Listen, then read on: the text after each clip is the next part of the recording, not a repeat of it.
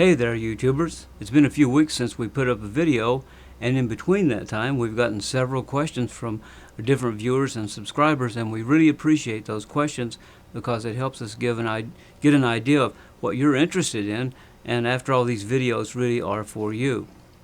One of the most intriguing questions comes from a viewer who asks about breathing and blowing.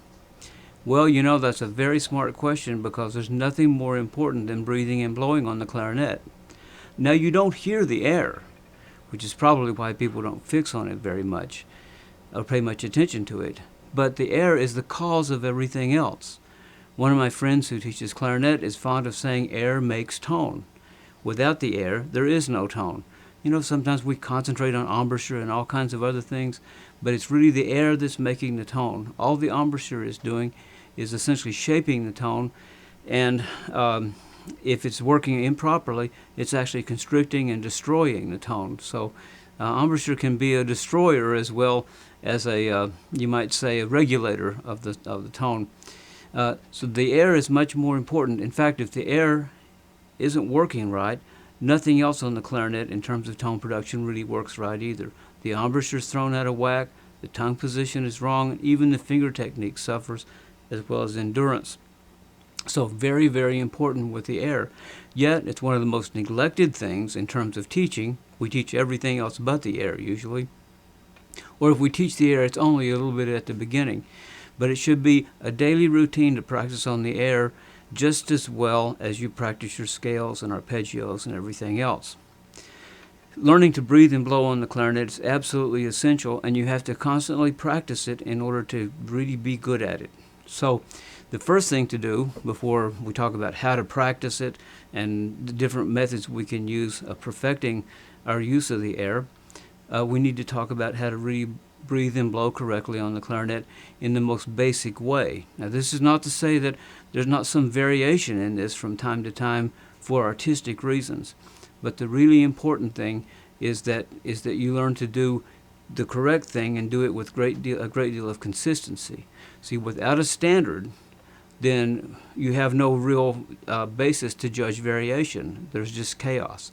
So learn how to create a great standard for breathing and blowing, and that will give a great stability and standard for your tone production. And when you want to vary it and when you want to change it, people will understand that there is a variation and a change from what you've established.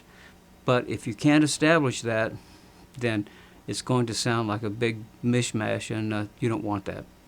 Well, anyway, let's go on and talk about the first thing, which is, first things first, taking that good breath.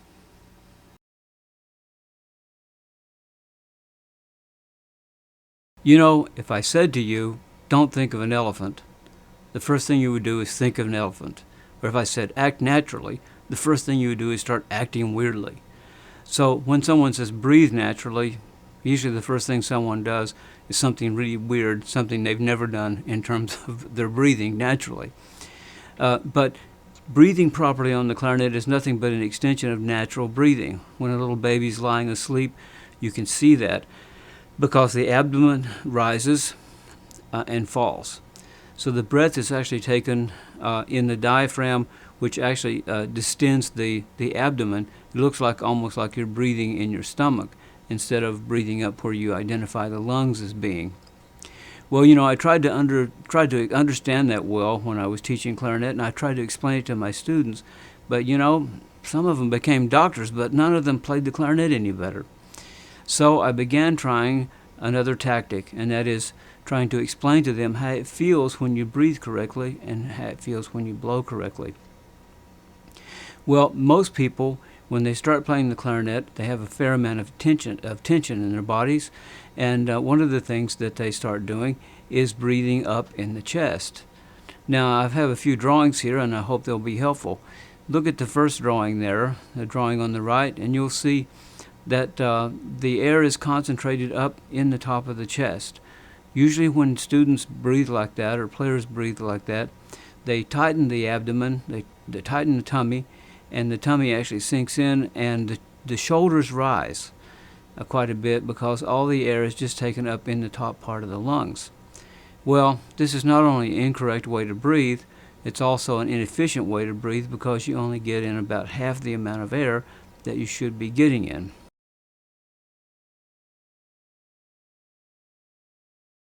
The best way to breathe is to draw the air in from the tummy. Now, there are many ways to feel this. One of the good ways is to bend over so that you have your hands on your knees, like you're in maybe a football pose, like you're one of the linemen there, you're a nose tackle or something. But you're down there, and I think that when you get down in there in that position and you begin to breathe, you'll begin to feel that the air is being drawn in and the tummy is distending. Well, that's what you need to do when you're breathing on the clarinet, is to make sure you get a full breath so that the tummy distends and the upper part of the chest then fills up. I used to take that breath in 2 parts, but once you feel the difference, you just take it a one part breath. Without this full breath, you're running on a half a tank all the time. And I would encourage you to practice breathing like that so you can get in a full breath. You don't have to super strain or anything. It's just a matter of actually filling up the bottom of the lungs by letting the diaphragm drop down. If the stomach muscles tense up and you pull in, then the diaphragm has no room to move down. And so you can only get so much air in your lungs. Remember, it's the diaphragm that sucks the air in. So the diaphragm has to have room to move down. So learn to breathe like that. Try to relax the stomach muscles and let the air do the work as far as distending and pushing the muscles out. Just making the muscles hard in the diaphragm doesn't do the trick. The muscles actually should be relaxing. And if there's any tension in the stomach, it's because of the distension that comes from the diaphragm pushing everything down with the air, not because the muscles have been artificially tensed. Okay? So a good breath, a good full breath, is actually a relaxation, not an increasing of tension in the body, especially in the muscles of the abdomen. So, and you can see there in the second drawing how that full breath looks when the lungs are full up from the bottom to the top. And you will fill from the bottom to the top. And when you empty the lungs out, we'll talk about that in a second, you're going to empty them out from the top to the bottom. Okay? Now let's take a little close look about how to use that air once you get it into your body correctly.